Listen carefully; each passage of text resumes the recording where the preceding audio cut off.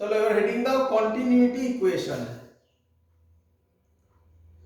তো continuity equation, আচ্ছা sorry continuity ইকুয়েশনের আগে মাঝখানে ভিডিওটা একটু কেটে গেছিল, আমি ওটা ওদের বলেছি একটু বলে দিই। সেটা হচ্ছে টার্মিনাল ভেলোসিটির গ্রাফ কি, এটা ভেলোসিটি, এটা টাইম, আস্তে আস্তে ভেলোসিটি বাড়ছে, বাড়তে বাড়তে কনস্ট্যান্ট হয়ে যাচ্ছে, তাহলে এটা হবে টার্মিনাল ভেলোসিটির ছবি।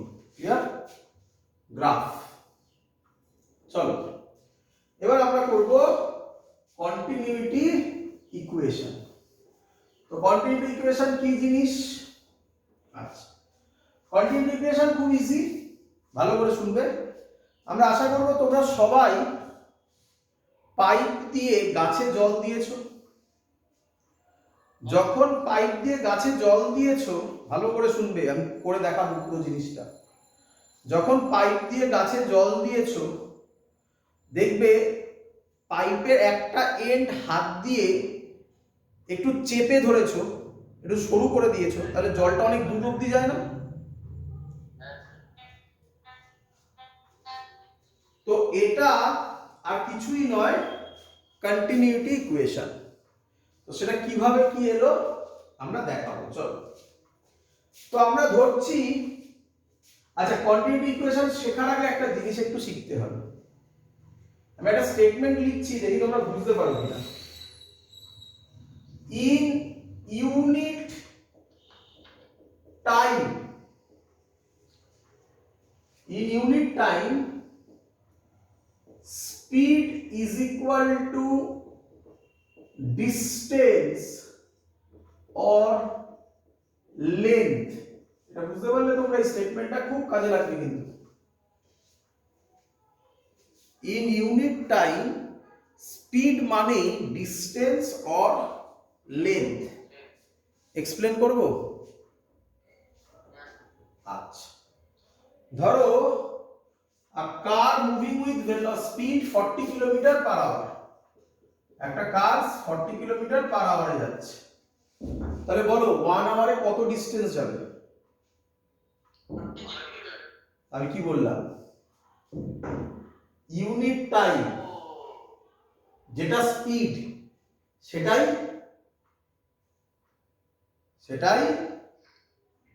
ডিসটেন্স অর লেন্থ, একই কথা তো, ডিসটেন্স অর লেন্থ। বোঝা গেছে? আরেকটা জিনিস জানতে হবে, পরে লাগবে, এটা এখনই লাগবে না, এটা একটু পরে লাগবে, বাট এখানে শিখিয়ে রাখি যখন শেখাচ্ছি। ইন ইউনিট ভলিউম, খুব কাজে লাগবে এগুলো বাবা। ইন ইউনিট ভলিউম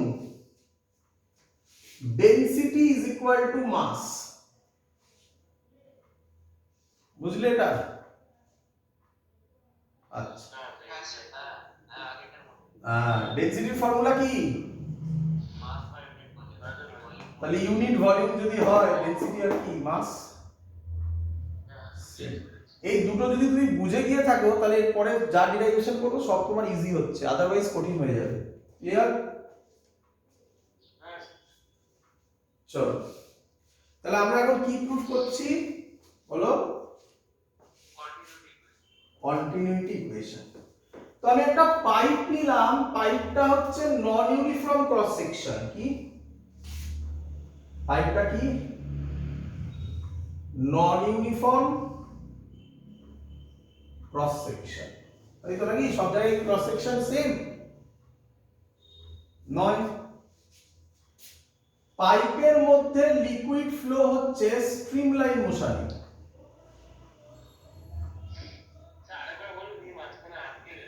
পাইপ নিলাম, পাইপটা হচ্ছে নন uniform cross section,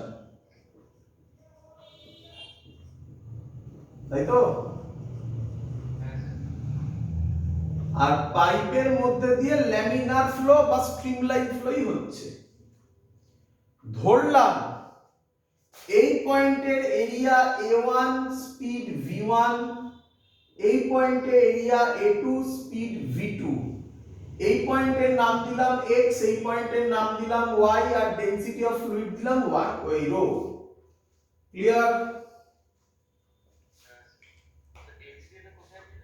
rho density of fluid rho হয়েছে। আমাকে বলো amount of mass passes through x, বললাম amount of mass passes through x। এবার ওটা বলছি, খুব ইম্পর্টেন্ট কথা, ইন ইউনিট টাইম কত হবে, দেখ বোঝো। আচ্ছা, মাসের ফর্মুলা আমরা কি লিখি বলো?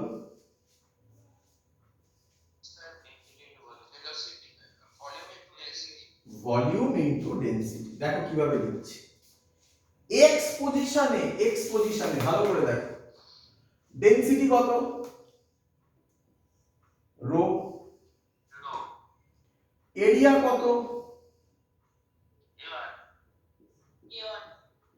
এরিয়ার সাথে কি মাল্টিপ্লাই করলে তুমি ভলিউম পাবে, length of cross section, length. Unit time বলেছি, ইউনিট টাইমে যেটা v1 সেটাই বলো, বুঝলে কিছু? এই ইউনিট টাইম না লিখলে পুরো অঙ্ক পাল্টে যাবে। এবার তাড়াতাড়ি করে ফেলো। সিমিলারলি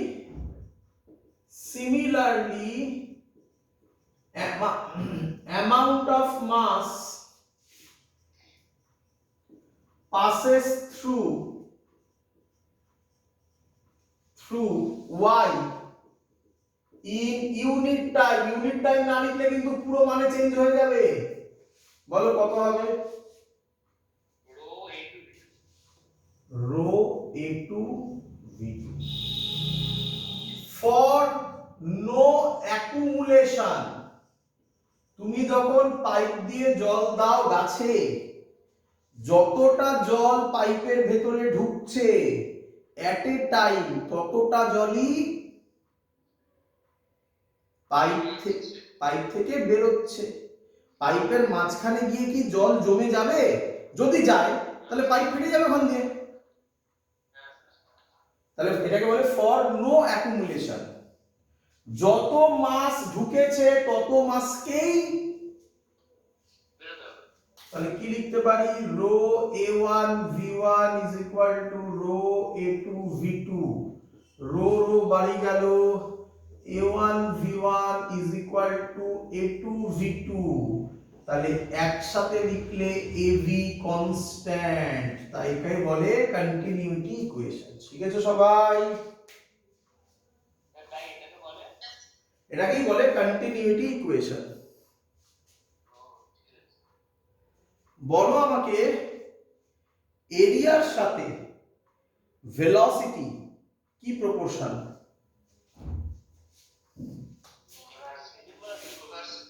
তুমি হাত দিয়ে যখন পাইপের করেছো তো, গাছে জল দিতে দিতে বদমাশি করেছো তো, পাইপের একটা এন্ডে হাত দিয়ে যখন সেটাকে হাত দিয়ে বন্ধ করছো তখন এরিয়া কি হচ্ছে?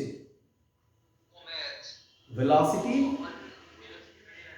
So this is the example of continuity equation. Clear? Yes. চলো লাস্ট টপিকের খুব ইম্পর্টেন্ট টপিক, এটাই দেয় পরীক্ষায়। দেখো বার্নৌলিস থিওরেম।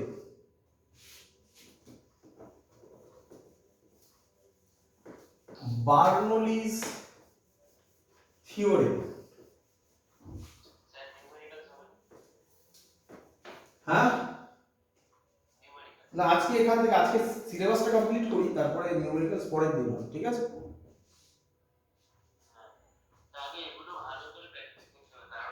আর এখান থেকে নিউমেরিক্যালস খুব কম বাবা, এমন নয় যে এখান থেকে প্রচুর নিউমেরিক্যালস আসবে, খুব কমই আসে এই জায়গা থেকে, ঠিক আছে?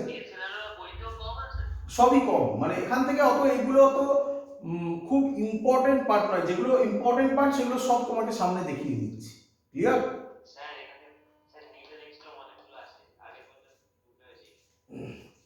ফ্লুইড মেকানিক্স থেকে কারোটা তো নিটের পার্ট বলছি, যেটা তো বোর্ডস এর ক্লাস করছিস এখন। লেখ। না না, আবার ভুল হয়েছে, ওখানে ইউটিউব থেকে যেগুলো ছিল ওটা এসএইচএম এর ইউটিউব। ওটা এসএইচএম এর ইউটিউব থেকে কোশ্চেন ছিল, এর ইউটিউব নয়। চলো লেখ, বলি হেডিং দাও বার্নৌলিস থিওরেম।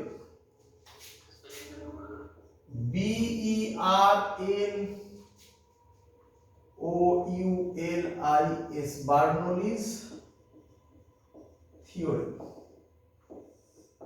চলো আগে লেখো বার্নৌলিস থিওরেমটা কি। বার্নৌলিস থিওরেম হচ্ছে pressure plus half rho v square plus rho g h is equal to constant. সব বুঝলে, আগে লিখে নাও, বুঝেছে? আচ্ছা, বার্নৌলিস থিওরেম শেখার আগে একটা জিনিস শিখে নাও, সেটা হচ্ছে আইডিয়াল ফ্লুইড।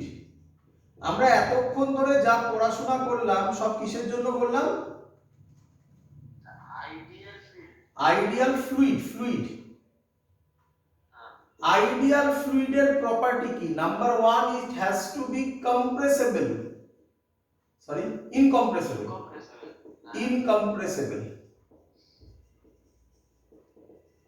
ইনকম্প্রেসেবল মানে কি? ভালো করে, হ্যাঁ, ইনকম্প্রেসেবল মানে যাকে কম্প্রেস করা যায় না। কম্প্রেস করা যায় না মানে কি? ভালো করে বোঝো। যদি কম্প্রেস করা না যায় তাহলে ভলিউম কনস্ট্যান্ট থাকবে,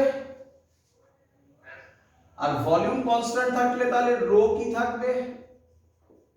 কারণ মাস তো কনস্ট্যান্টই, তাহলে রো কি থাকবে? কনস্ট্যান্ট। তার মানে আরেক কথা, ইনকম্প্রেসেবল কথার মানে যার ডেনসিটি কনস্ট্যান্ট। তুমি বলবে স্যার এটা তো জানতামই আমরা, ডেনসিটি কনস্ট্যান্ট। না, আমরা এগুলো সব কার জানি? আইডিয়াল ফ্লুইডের। তাহলে যেটা জানতে সেটা কার প্রপার্টি? আইডিয়াল ফ্লুইডের। রিয়ালিটিতে ওয়াটার এর কম্প্রেসিবিলিটি হয় 0.000048। কি মনে হয় এটা ভালো ভ্যালু, বড় ভ্যালু না নেগলিজেবল? তাই আমরা এখানে কোনো কম্প্রেসিবল কথাটা বলি না, সবই ইনকম্প্রেসিবল। ক্লিয়ার? নাম্বার 2 তে এবার তোমরা শিখে গেছো। নাম্বার 2 হচ্ছে নন ভিসকাস, মানে কোনো ভিসকাস ফোর্স বলো থাকবে না, নন viscous. Clear idea?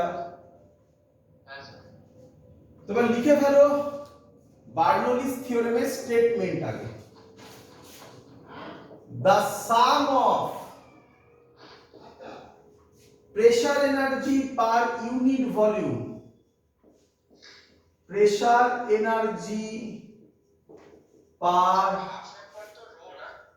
unit volume, হ্যাঁ রো সব রো।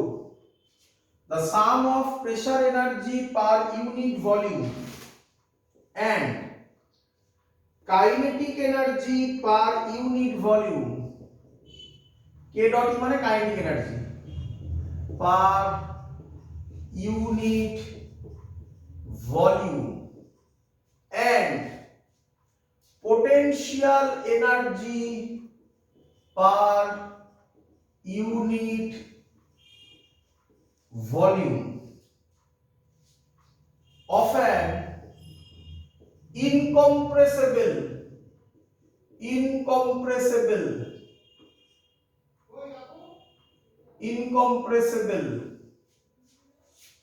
নন ভিসকাস। তারা লিখো না, এখানটা লিখো না, একটু ধৈর্য ধরো, আমি সহজ করে দেবো। Per unit volume of an incompressible non viscous fluid. আমরা এত টার্ম না লিখে ভালো করে দেখে নাও, আমরা বলতে পারি of an incompressible non viscous fluid না লিখে, হ্যাঁ বুঝতে পেরেছো, অফ অ্যান আইডিয়াল ফ্লুইড, তাহলে সহজ হয়ে গেল না?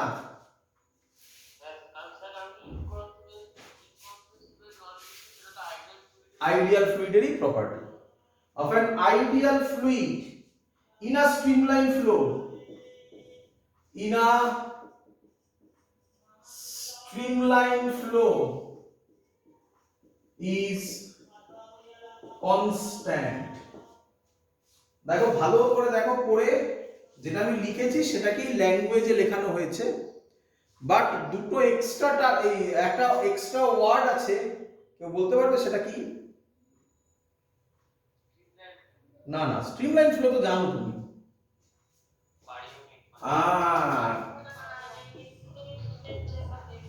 পার ইউনিট ভলিউমে কি বলেছিল স্যার এক্ষুনি?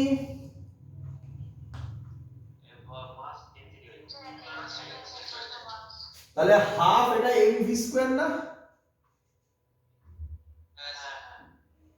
এটা এমজিএইচ না, তাহলে এটা কি এনার্জি?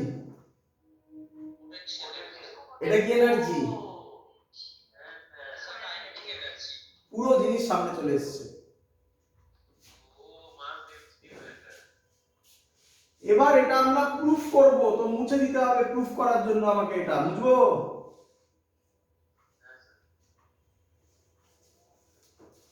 চলো আজকে আমরা এটা প্রুফ করব, কমপ্লিট করব পুরোটা।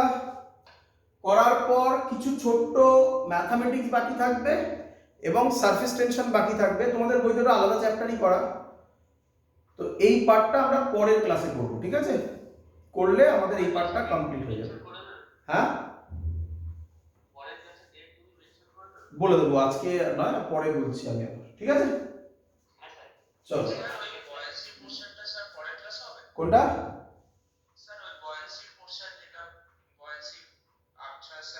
আপথ্রাস যা বললাম আর কোনো দরকার নেই, আর কোনো এক্সট্রা আপথ্রাস দরকার নেই। বেঙ্গল বোর্ডের বইতে আপথ্রাস নিয়ে প্রচুর গল্প বলা আছে, কিচ্ছু পড়ার দরকার নেই। হ্যাঁ হ্যাঁ সব হবে, সব জানিয়ে দেবো গ্রুপে বাবা।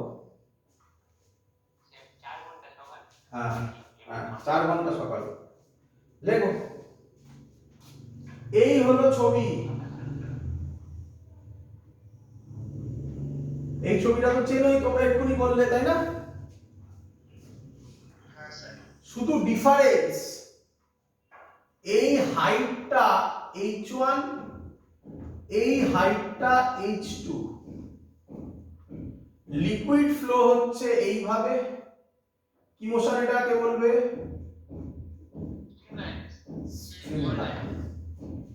এর area a1, volume velocity v1, এর এরিয়া a2, ভেলোসিটি v2, এর নাম x, এর নাম y।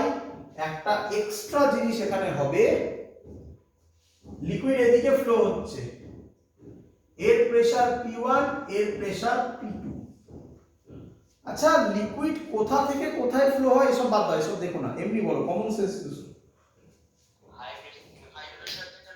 তাহলে আমি যা ছবি এঁকেছি তা থেকে কমন সেন্স বলে p1 গ্রেটার দ্যান p2। আচ্ছা চলো আমরা বলবো at x work done, at x কি বললাম? work done per unit time, unit time বলা আছে। আচ্ছা ওয়ার্ক ডান এর ফর্মুলা বলে ফেলো।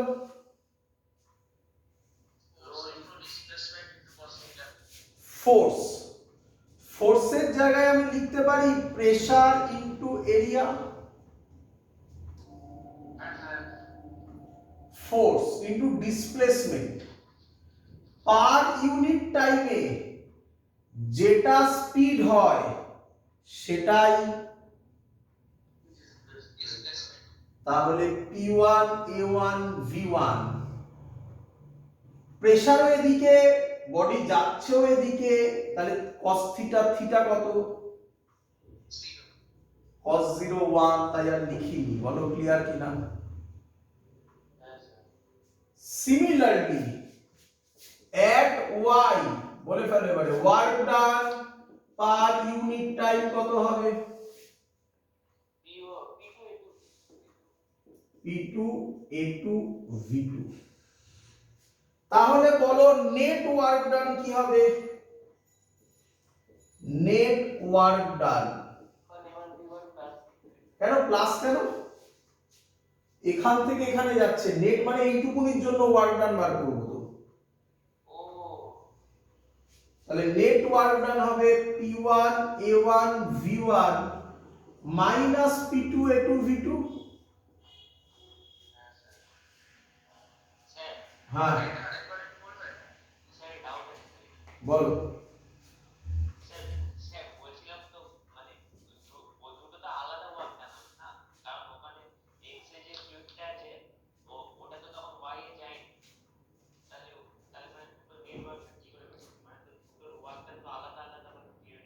আমি সেম কোথায় করেছি? সেম কোথায় করেছি?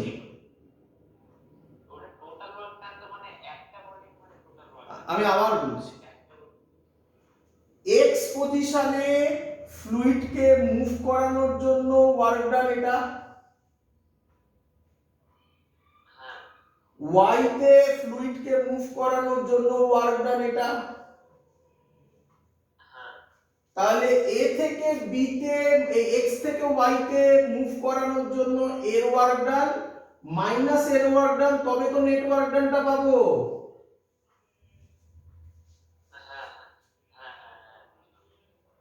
তাহলে নেট ওয়ার্ক ডান হবে এই ভ্যালুটা, আর এটা থেকে টোটাল এই ভ্যালুটা মাইনাস হলে তবে তো নেট ওয়ার্ক ডানটা পেয়ে যাব।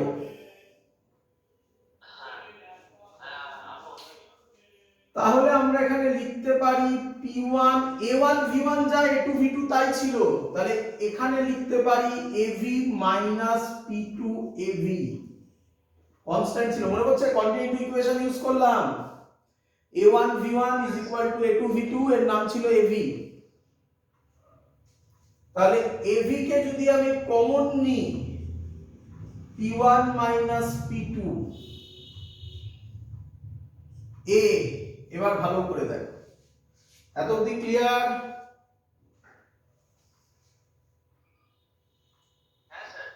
এ মানে কি? এরিয়া। পার ইউনিট টাইমে ভি মানে কি?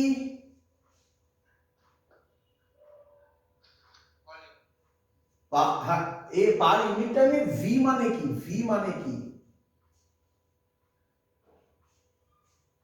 পার ইউনিট টাইমে ভিটা কি হলো? বা লেন্থ দিয়ে বলো। তাহলে এরিয়া ইনটু লেন্থ কি হয়? ভলিউম। ভলিউমকে লিখতে পারি আমরা মাস by density p1 minus p2। বলো এত অবধি ক্লিয়ার কিনা?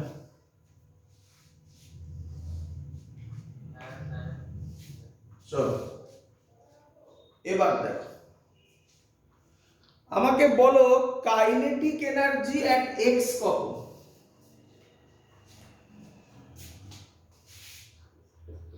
কাইনেটিক এনার্জি এট x কত? Half m v1 square. Kinetic energy at y কত? Half m v2 square. বলো আমাকে ভালো করে দেখে, কে বড়, v1 বড় না v2 বড়? কেন? এরিয়া ছোট। তাহলে চেঞ্জ ইন কাইনেটিক এনার্জি কত হবে? Half m v2 square minus v1 square. Clear? Similarly বলো পোটেনশিয়াল এনার্জি এট x কত?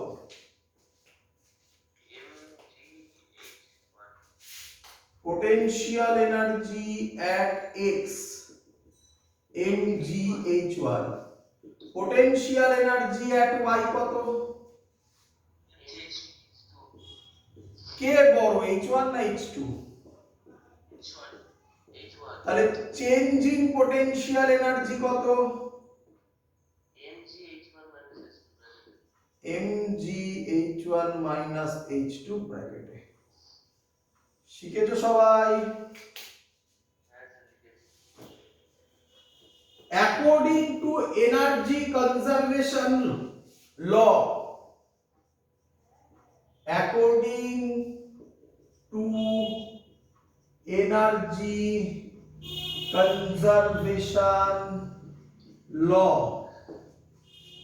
আমরা কি বলতে পারি change in kinetic energy minus change in potential energy is equal to net work done per unit time? Net work ডানের জন্য change in kinetic energy minus change in potential energy, এটাই তো হয় নাকি?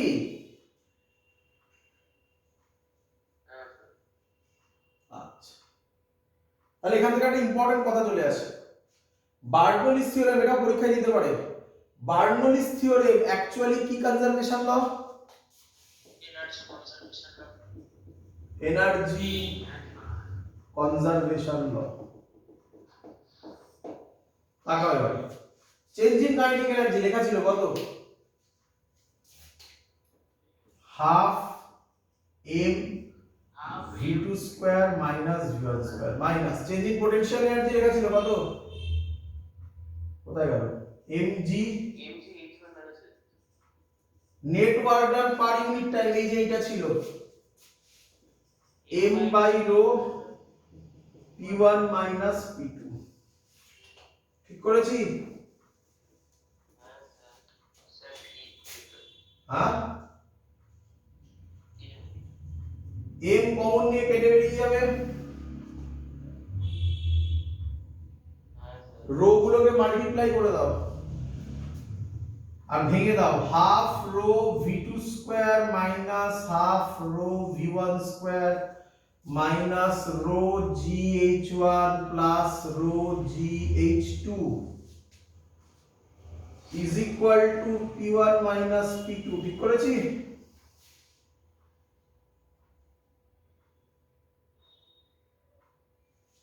রোটা মাল্টিপ্লাই করেছি, এদিকে সব multiply করে লিখে দিয়েছি। ক্লিয়ার? এবার 1 আর 2 গুলোকে সব একদিকে নাও। Half rho v2 square plus rho gh2 plus p2 is equal to half rho v1 square plus rho gh1 plus p1। দেখো তো তাই এলো কিনা?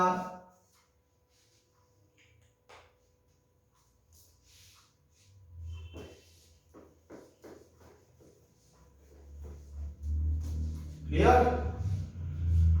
এই দিকের সব 1 is equal to এই দিকের সব 2, তাহলে সব 1 আর 2 কে তুলে দিলে লেখা যায় p plus half rho v square plus rho gh is equal to constant।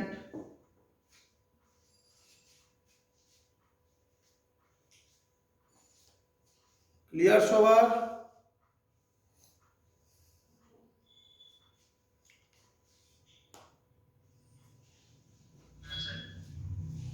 পরীক্ষায় এক লাইন এক্সট্রা দিতে পারে। কি দিতে পারে? বলবে proof pressure head, kinetic head and potential head is equal to constant.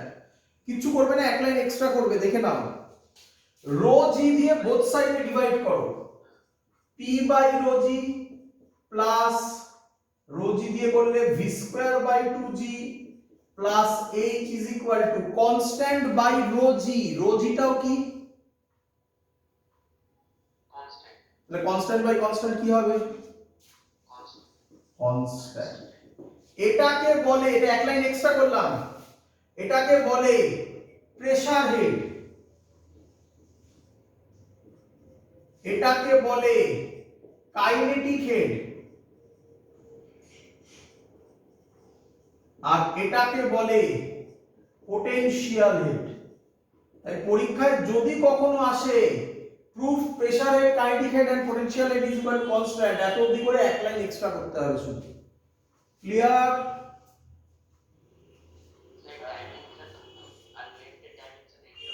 আবার মানে বুঝলাম না কিসের বলতে চাইছো, কিসের ডাইমেনশন? ডাইমেনশন এক না হলে এক হতে পারে বল? তাহলে ডাইমেনশন না হলে তো সেটা ভুল হবে না, করে দেখে নে। উপরে ভি স্কয়ার আছে, নিচে জি আছে, ভি স্কয়ার কত হবে? এল স্কয়ার। হ্যাঁ হেড কথার ওরকম কোনো মানে নেই, এটাকে বলা হয় প্রেসার হেড বলা হয়, ওরকম কোনো সেরকম অর্থে কোনো মানে নেই। Pressure head, kinetic head, potential head, বোঝা গেছে?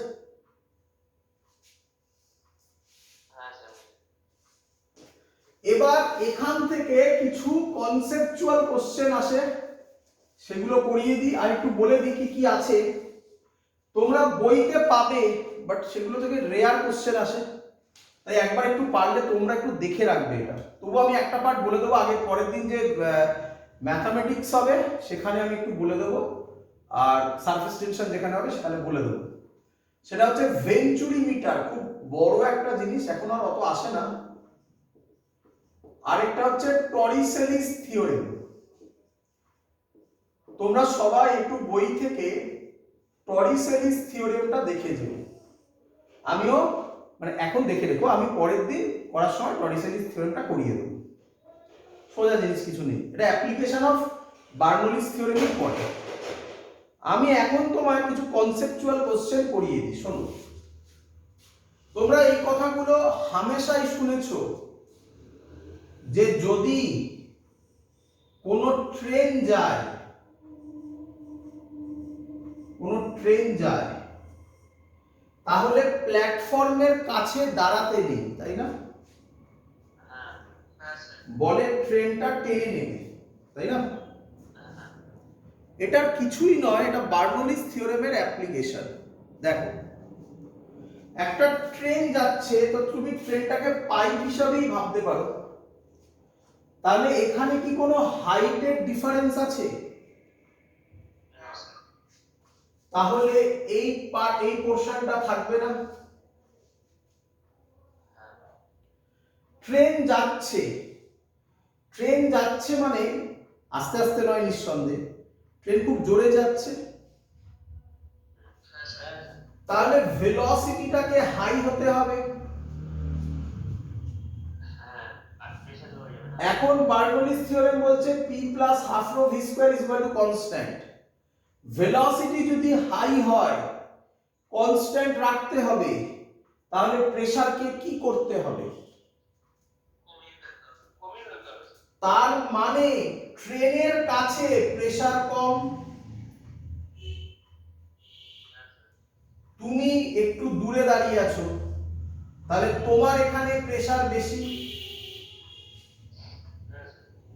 তাহলে প্রেসার এয়ার কোন দিক থেকে কোন দিকে ফ্লো করে? তাহলে তোমাকে টেনে নেবে না ট্রেনের কাছে? That's the concept.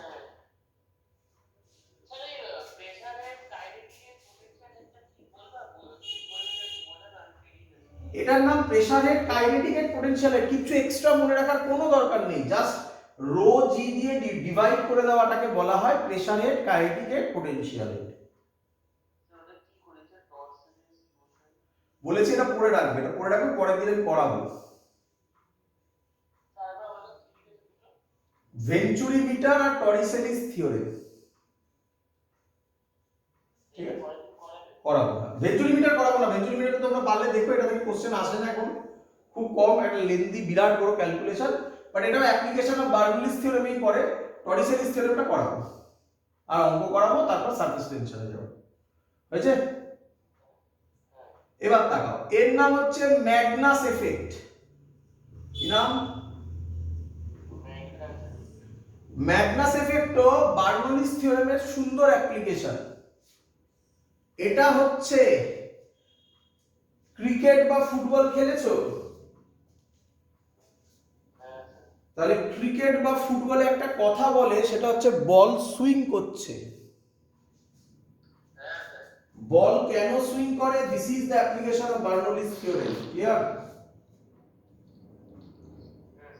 দেখো ভালো করে, সুইং হতে গেলে, ক্রিকেট বল ফুটবল বল যেটা দিয়ে ভাবতে পারো, সুইং হতে গেলে যেটা করতে হবে, বল যদি স্ট্রেট যায় হবে না, স্ট্রেট তো যাবেই, কিন্তু এরকম ঘুরতে ঘুরতে যেতে হবে।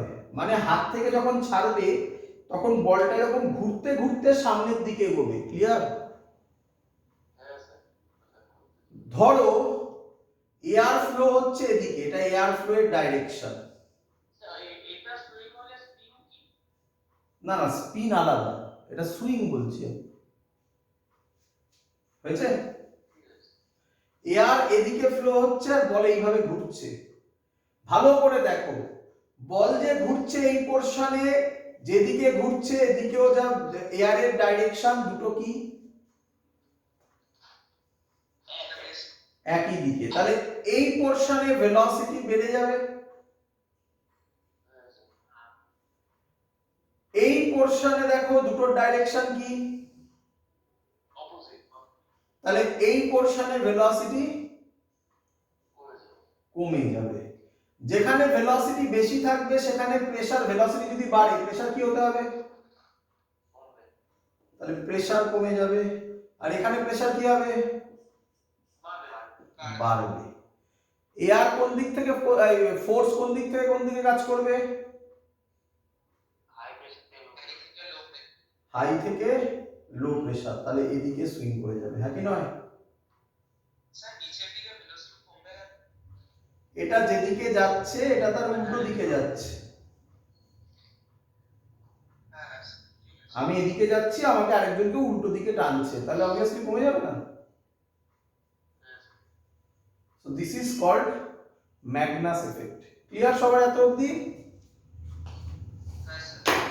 একদম বেসিক জিনিস, যেগুলো সবথেকে ইম্পর্টেন্ট পার্ট সব আমি করিয়ে দিয়েছি ভিসকোসিটি পার্টের।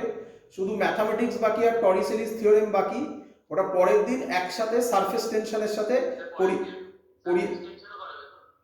হ্যাঁ, সারফেস টেনশনের সাথে পরের দিন কোনো একটা ক্লাস এক্সট্রা করে তোমাদেরকে করিয়ে দেওয়া হবে। তাহলে এই পার্টও কমপ্লিট হয়ে গেল। থার্মোডাইনামিক্স যেমন চলছে, তাহলে তোমরা অনেকটাই এগিয়ে গেলে। বলে দেবো, আমি সেটা এখনো ডিসাইড করতে পারিনি, কারণ আরো অনেকদের ক্লাস দিতে হচ্ছে, তো আমি করে নিই, করে আমি জানিয়ে দেবো। ঠিক আছে? এত অবধি থাকলো, বাই।